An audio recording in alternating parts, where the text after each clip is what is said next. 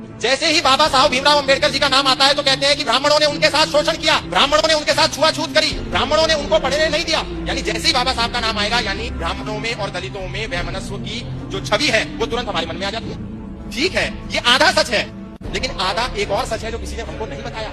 बाबा साहब भीमराव अंबेडकर दलित थे, लेकिन अंबेडकर टाइटल एक ब्राह्मण टाइटल है। ये टाइटल बाबा साहब भीमराव अंबेडकर को किसने दिया?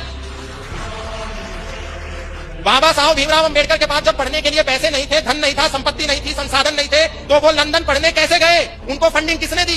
ये हमको किसी ने नहीं बताया। उनको फंडिंग दी पंडित आत्माराम अमृतसरी ने, वो भी एक ब्राह्मण थे। उनको फंडिंग दी सयाजीराव गायकवाड़ ने, वो एक क्षत्रिय थे। उनको फंडिंग दी छत्रपति शाहूजी महाराज ने। जब उन्होंने वहां से लौटने के बाद सोचा कि मैं अपना एक अखबार निकालता हूं, तो उसका नाम था मूक नायक, लेकिन अखबार को निकालने के लिए पैसा नहीं था। किसने पैसा दिया?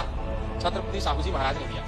अखबार को निकालने के लिए अनुभव नहीं था। उसका पहला संपादक कौन बना? पंडित आत्माराम अमृतसरी बने, ब्राह्मण थे। लेकिन हमें नहीं बताया गया भीमराव अंबेडकर जी को अंबेडकर टाइटल, ब्राह्मण का सरनेम किसने दिया? उनके ही एक टीचर ने दिया जो कि ब्राह्मण थे। ब्राह्मण को गाली देना बहुत आसान है, लेकिन समाज को जब तक हम यदि सत्य नहीं बताएंगे तो फिर ये समाज ब्राह्मणों को गाली देता रहेगा और इनका मुंह कोई बंद नहीं करेगा। हम सारा हिंदू समाज बाबा साहब भीमराव अंबेडकर का जितना सम्मान करता है उतना कोई नहीं करता, लेकिन समाज को सत्य बताने की भी आवश्यकता है। कोई राजनेता खड़ा होता है, ब्राह्मण को गाली देता है। कोई सामाजिक कार्यकर्ता खड़ा होता है, ब्राह्मणों को गाली देता है। किसको देखो, ब्राह्मण को गाली देना सबसे आसान है।